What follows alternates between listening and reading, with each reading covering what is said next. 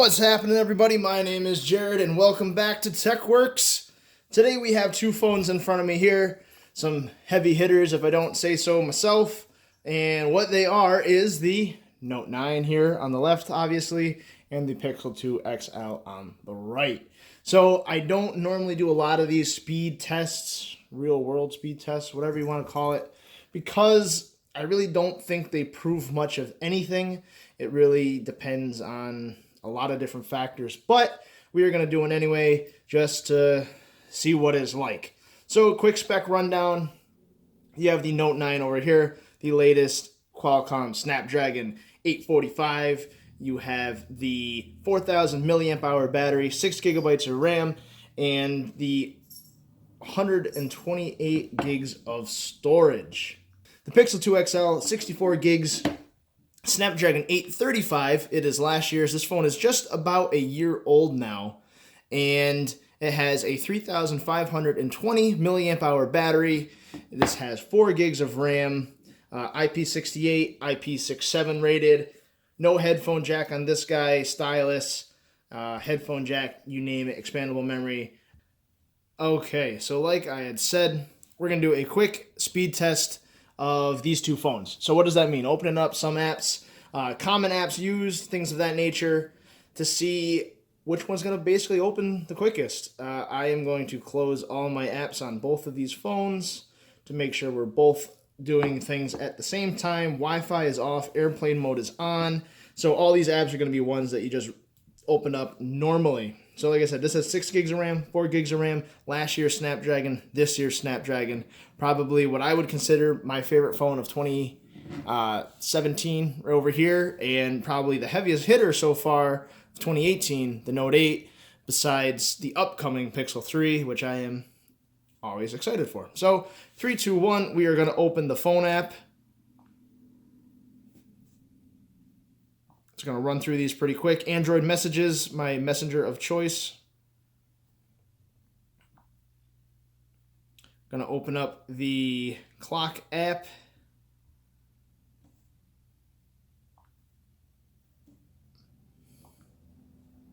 We are going to do gallery and photos. Going to go to YouTube Studio. It's not connected to the internet, so I don't think that's actually going to open. We are going to do Spotify.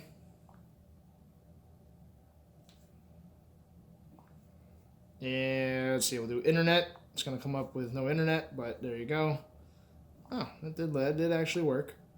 Let's see what else we got. Calculator.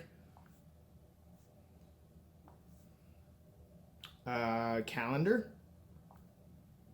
Wow, big lag. Oh, I haven't opened calendar on my Pixel yet. How about that? After an update. So let me just get rid of that. Let me get rid of that. Try that again. Okay, definitely faster on the Note on that guy. I think by this point you guys kind of... Yeah. You guys kind of get the point. Both of these phones are fast, and what's amazing to me is that the Pixel is actually holding up as well as it is against the Note 9 here, especially because this phone is aged a year at this point.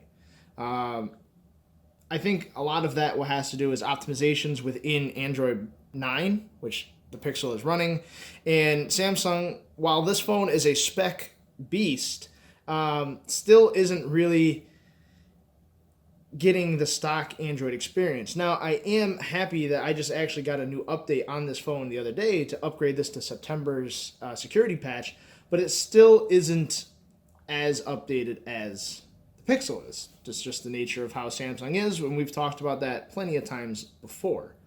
Let's see, now that I have my internet back on both of these phones, I don't have cellular, but I have normal Wi-Fi, and they're both connected to the same.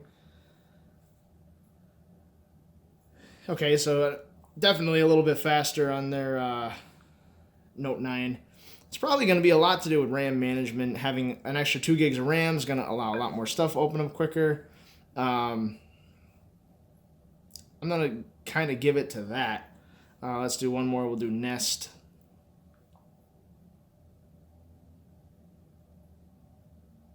So it's definitely faster on the Note. And honestly, I'm not very surprised.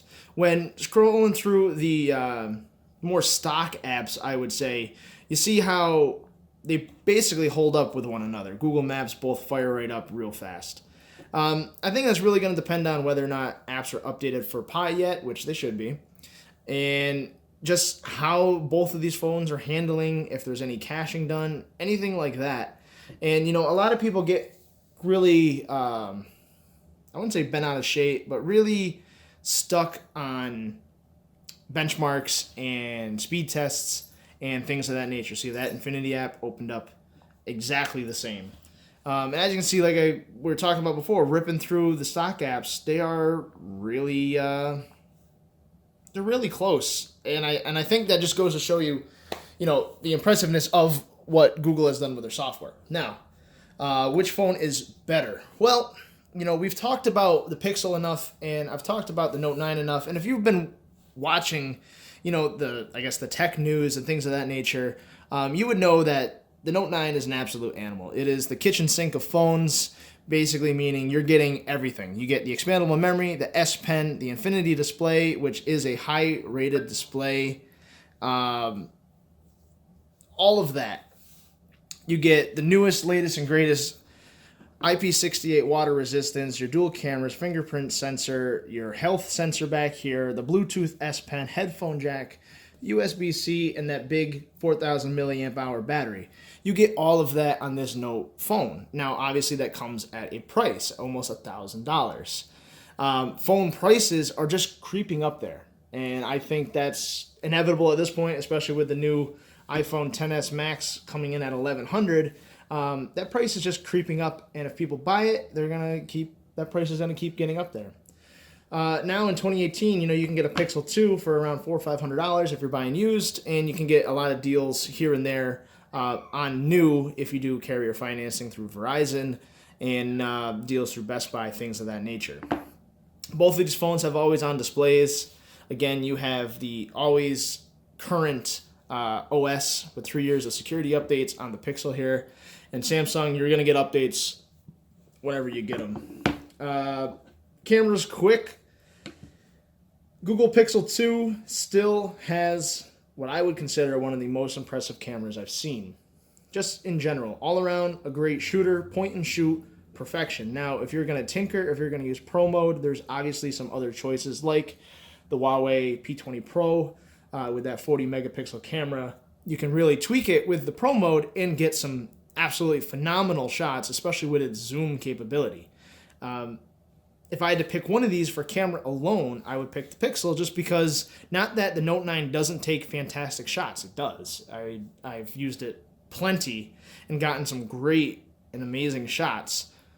But if I tinker with it, I get even better. These ones, most of the time, I don't have to tinker with to really consider it a great shot, one that I'm going to post, one that I'm going to use for something. It's more or less a point and shoot. There you are. And that has to do with the AI image processing, which Samsung, the Note 9, is getting into with its scene detection. And like a lot of other phones, like the LG G7 ThinQ, Huawei's Mate 10 and P20, all those have some sort of AI scene recognition, meaning that when you take a picture, it's going to say, okay, this is a scenery, this is a animal, this is a flower, food, whatever. They each have their own amount of scenes they recognize. Fingerprint sensors, I will take a circle over this little rectangle any day just because it's easier, but they're both fast. I almost think the Note 9 is faster just because of the animation the Pixel has.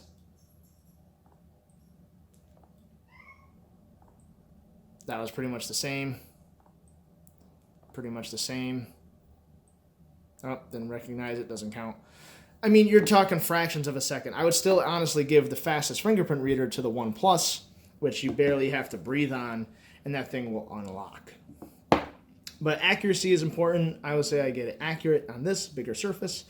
There's trade-offs. There's always going to be trade-offs, and I think people don't always understand that no matter what device you have. I mean, I've been contemplating the iPhone XS Max, and the trade-off of that is I still love the Pixel. I still love Android, But the 10s Max, it's the bigger, most beautiful screen. Just read it was the highest rated DisplayMate screen so far ever. Things of that nature I still like, and I still appreciate iPhones for its build quality. I mean, if I had to build a perfect phone in my head, I would probably pick, Samsung screens with Google's plain software, with the build quality of an iPhone, and the charging capability and fingerprint reader of a OnePlus device. It'd be a Frankenstein of phones. But that's trade-offs. So what do you got going on here? Well, you have the new, if I don't open my text message, you have the Android Pie sort of toggles on this guy. Very, material design, which is what Google is going for now. In Samsung, you have what we've known and been used to since last year's Samsung Experience update. Nothing really new there. Samsung Experience, this is on 8.1, this is on 9.0. Things like that haven't changed too much. Battery life is always right now going to be better on the Note 9 just for the sheer 4,000 milliamp hour battery. Now, I say always for one reason and kind of with one caveat is that if you use this phone in full resolution, its max brightness and things like that, no, this is going to eat through battery like crazy because it's a bigger screen, more pixels to push, and it's just going to. I've always had a thing with Samsung phones, similar to what I watched the video on with Linus from Linus Tech Tips, that my Samsung phones have drained like crazy for no real reason without me doing anything different. So there's that, but you will have better battery life on the Note 9, especially if you use some of the power-saving features like reducing your screen brightness, turning your always-on display off at certain parts of the day. I only have mine go from, I believe, around 6 or 7 p.m. to midnight because that's really when I'm going to have my phone on the table looking at the time. So I come to the end of my video and I ask myself which one is better. Honestly, it comes down to user preference, and that is not a great answer, but let me tell you why. If you're looking for the best Android experience, I would pick the Note, and I'd pick the Pixel. If you're looking for everything you could ever want in a cell phone and a smartphone and more, get the Note 9. You're not going to be unhappy. You're going to be super satisfied. It's going to do everything you'd ever hoped and dreamed. You got iris scanning, face unlock, iris unlock, intelligent scan, which is both fingerprint reader, stylus, quick charge, headphone jack, dual lenses, bokeh, all that good stuff, stereo speakers, expandable memory, everything you want and more in this phone. Now, the trade-off is you're going to have slow updates. You have what some people still consider is a bloated design by Samsung with its Samsung user experience. I think it's definitely gotten better than TouchWiz, but there's still a fair amount of people that don't like it.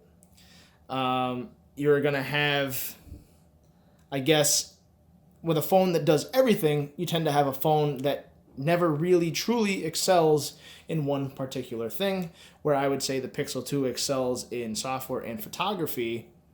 You don't necessarily, I can find better cameras than this. I can find better battery life than this due to having super high specs, but this phone will do it all. If you want to use your wired headphones, you got it. Bluetooth, sure. All of that Bixby, it's there if you like it. It's there if you don't like it. Of course, that would wake it up. Here you have your squeeze for Google Assistant, which I would still say is the best assistant I've ever seen so far, compared to Bixby, compared to Alexa, and compared to Siri. I'd say that still Google Assistant is number one. If I could have an iPhone with Google Assistant, be all about it. That's native. I know I can get the app, but I can just press the button and there it is. I know you can do it, but it's not as built in. So here we are, again, at the end, and what do I recommend? You got to think about what you want specifically and then go from there. This is a better deal right now. This is super premium and expensive and new. The Pixel 3 is around the corner. Maybe that's going to be your go-to. There is no notch on either of these phones. You have stereo speakers on both of these phones. I'm anxious for the Pixel 3. if I still had to pick one, gun to my head, which one would I choose? I'd pick the Pixel because I knew I'd be happy with it. The Note 9, there's always going to be things that I could find about it that I wish were different, that aren't necessarily my cup of tea exactly. So, with that said, here we are. Is the Note 9 worth it? 100%. Is the Pixel 2 worth it? Absolutely. Which one would I choose every day over one or the other? I would probably still pick the Pixel. Wireless charging, no wireless charging. Again, all the features, some of the features. Supposedly the Pixel 3 is going to make some changes into their what it does and doesn't have, get some more features in there.